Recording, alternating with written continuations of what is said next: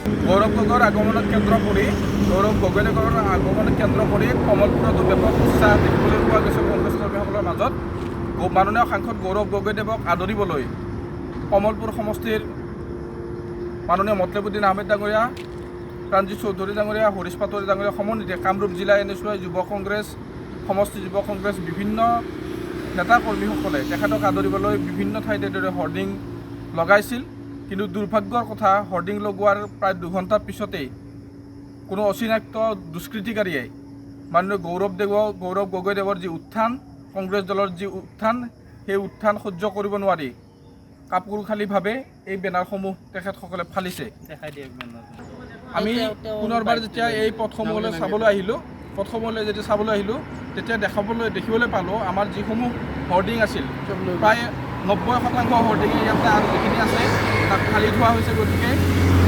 আমি ইয়াৰ পৰাই বুজিব পাৰিলোঁ যে গৌৰৱ গগৈ ডাঙৰীয়াৰ আগমনত গৌৰৱ গগৈ ডাঙৰীয়াই কংগ্ৰেছ দলৰ সভাপতি হিচাপে নিযুক্তি হোৱাৰ পিছত কংগ্ৰেছ দল যি পুনৰুজ্জীৱিত ৰূপত শক্তিশালী ৰূপত ৰাইজৰ কণ্ঠ হিচাপে আগবাঢ়ি আহিছে,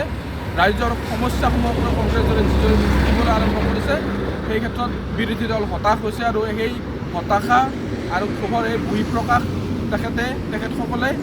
কিছু অচিনাক্ত দুষ্কৃতিকাৰীয়ে আমাৰ এই বেনাৰসমূহ ফালি তেখেতসকলৰ নিজৰ যি মানসিকতা, সেই মানসিকতাৰ পৰিচয় দাঙি ধৰিছে।